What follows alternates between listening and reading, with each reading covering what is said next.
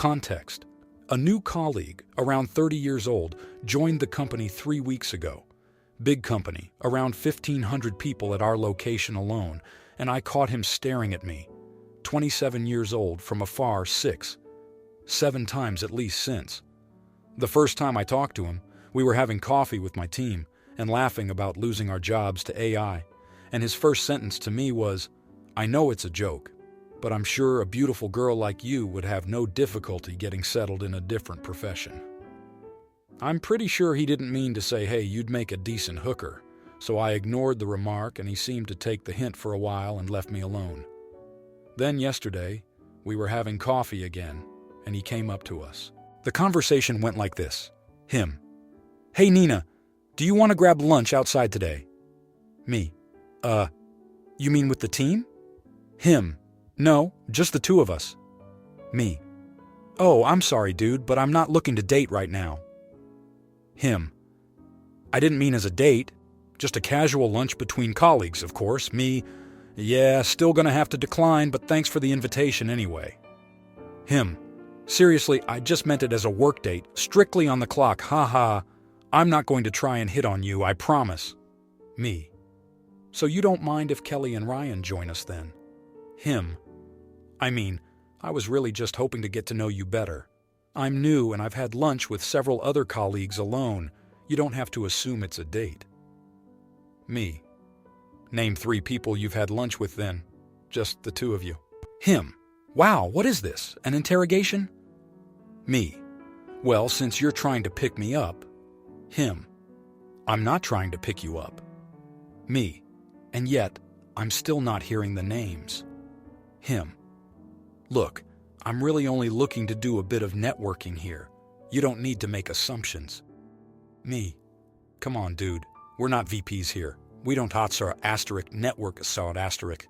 I already said no, twice." Him: "You really don't need to be so defensive, you know.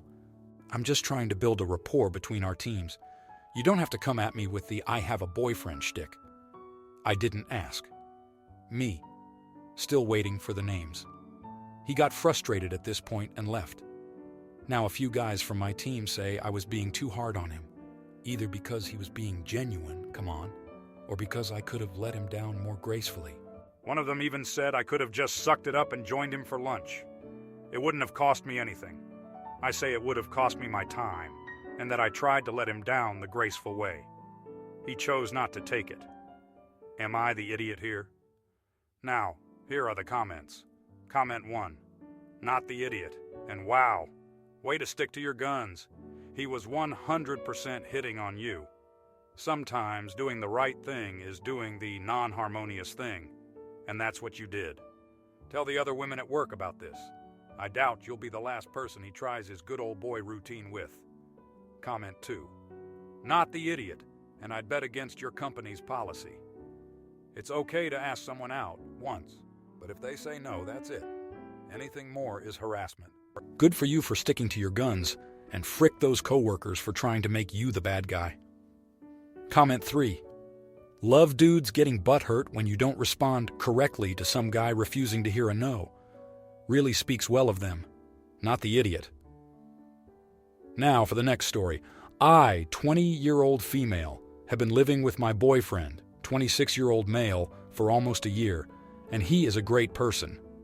However, we have recently been arguing because my boyfriend thinks it's unfair that I only cook vegetarian food.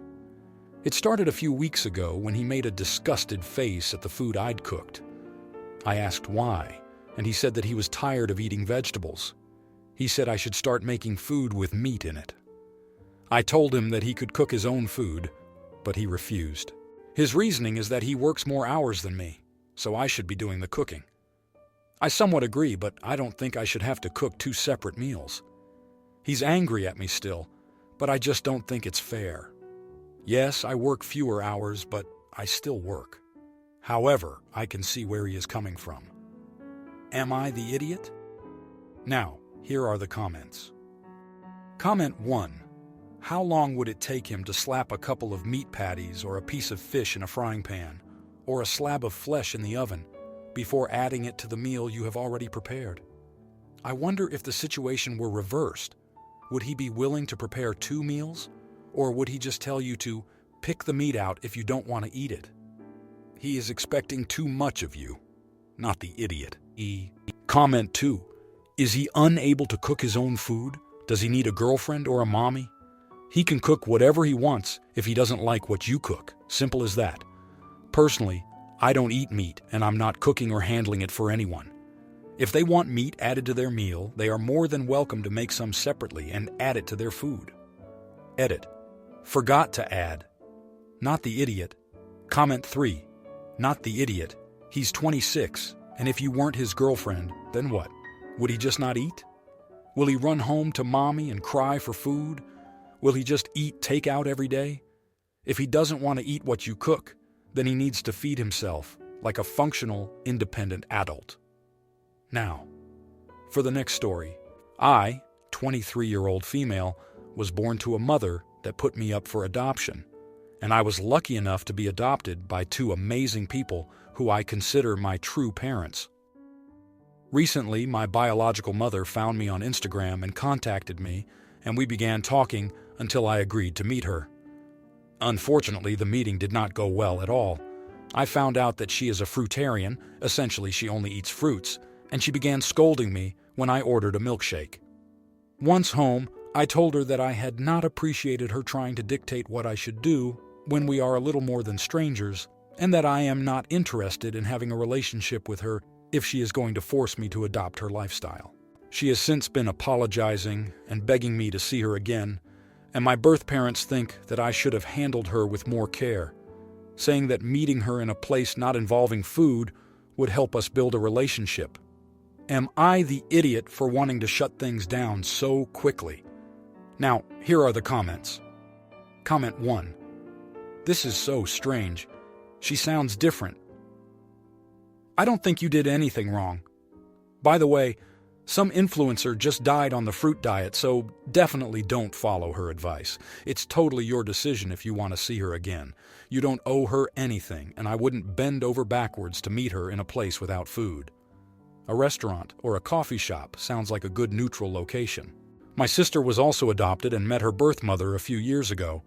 After a few meetings, my sister also decided not to continue a relationship because the woman had clearly not worked through all the issues she had regarding the adoption, and my sister found it very uncomfortable to be around her. She also tried to act like a mother to her, and my sister was not going to let that happen. Our mother passed away from cancer 10 years ago, and she made it very clear our mother was the only mother she had. My point is that you don't owe this woman anything. Do what makes you feel comfortable, not the idiot. Comment 2. This is an entirely personal decision. No one here should call you an idiot for making any decision as to whether or when you ever see her again. Your parents' take on this has merit and is a kind and generous way to handle this. But if it were me, I'd be thinking that was your first real interaction ever. And if that's how she chose to approach it, it's pretty much a huge red flag about her character and judgment that would definitely have me saying, yeah, I'm good, to any future requests. Not the idiot. Comment 3. I think you're right to identify her behavior as a red flag. If you feel weird about her, don't invite her back into your life. You already have 2 great parents. You don't need a third. It is not your responsibility to give your biological mother validation. You need to look out for yourself first. She is not entitled to be in your life. Now for the next story. I was invited to be in my cousin's wedding. Nobody, and I mean nobody in our family likes the groom. He's rude to her at family gatherings, sits alone by himself, criticizes her every chance he gets in front of her family, and is just an all-around bad fit for her. Her parents think this, my immediate family all think, and so does her immediate family. Last Christmas, a month or so after he proposed to her, we all sat her down and told her that it was a bad idea to follow through with this and that he wasn't right for her at all. She was bawling her eyes out at the news of this. Leading up to their proposal, our family made it very clear to her that it wasn't a good fit. Nevertheless, they're getting married next year. My cousin is someone who has struggled holding a boyfriend her entire life. And I believe she finally lowered her bar so far to find this dirtbag of a fiancé that she can't imagine leaving him now that she's gotten this far into a relationship. Now for my issue. I'm being asked to be in the wedding. I've only been in one wedding before, not including my own, so I'm not quite sure how declining works. According to my sister, who's been in many weddings, I cannot say no. If I were to say no, I'd be insulting the bride, groom, both their families, and so on. She says if I am to decline, I'd be creating ramifications that include being put on my aunt's and uncle's bad sides. Keep in mind, my aunt and uncle despise this guy. I asked my mother the same thing, and she said I could always decline and say it's due to financial reasons. But my sister says that's not good enough and that it will still create this detrimental divide between our families. TLDR. Am I the idiot for wanting to decline being in a wedding I and the rest of my entire family don't agree with? What's the best way to go about this? Now, here are the comments. Comment 1.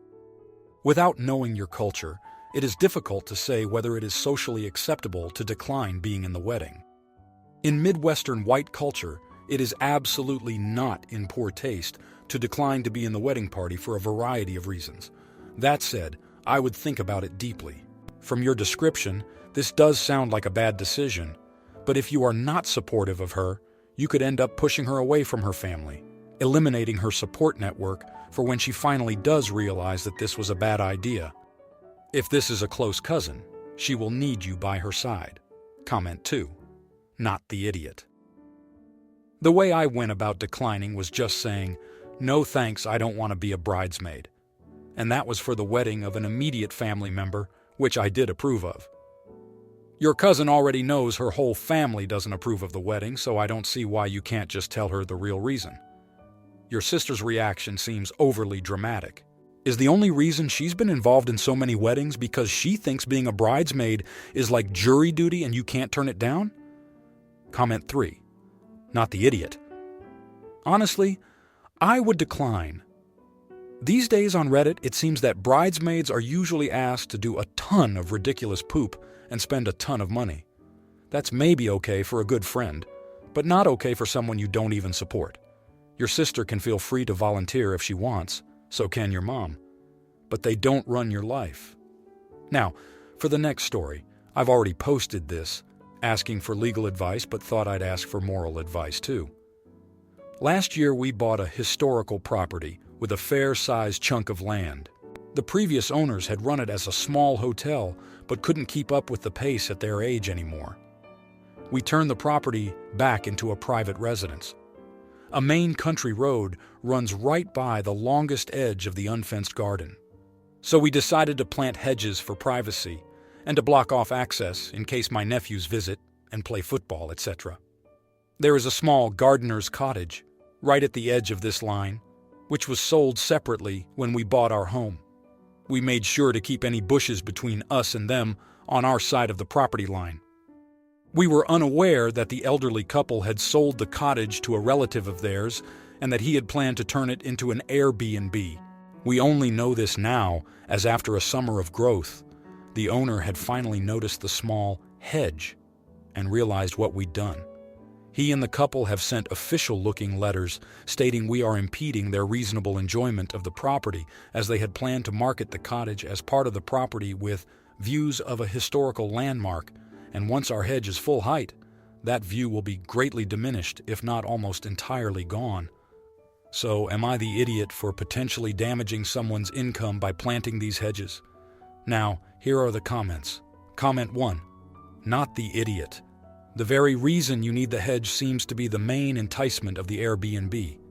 Their primary marketing strategy is to sit and watch you, to infringe on your privacy. They're perfectly illustrating why you need the hedge, to protect your privacy from the staring eyes of their guests. Enjoy your hedge. I'd put up a private property sign on their side of the hedge just to add a bit of salt, but that's just me. Or hang a big screen TV with a live cam of the local sewage treatment plant. Comment 2. Not the idiot. Unless they plan on paying you for your landscaping and upkeep of the historical property that you own. marketing their property as being able to look at yours. 24/7 sets you up to have your privacy violated. They know they don't have any legal leg to stand on, or they would have gone that route instead of sending you fake letters, which could be illegal depending on the context. Comment 3. Ha ha ha, no, not the idiot. Reasonable enjoyment of property doesn't include views, which is why property that can't be built out or have obstructed views is so valuable. What's more, you're absolutely entitled to privacy on your own property. No one else has a right to view you. If you like this video, you'll probably like these too. Also, while you're here, please consider subscribing. It's your support that keeps this channel alive and allows me to make better and longer videos. Have a great day.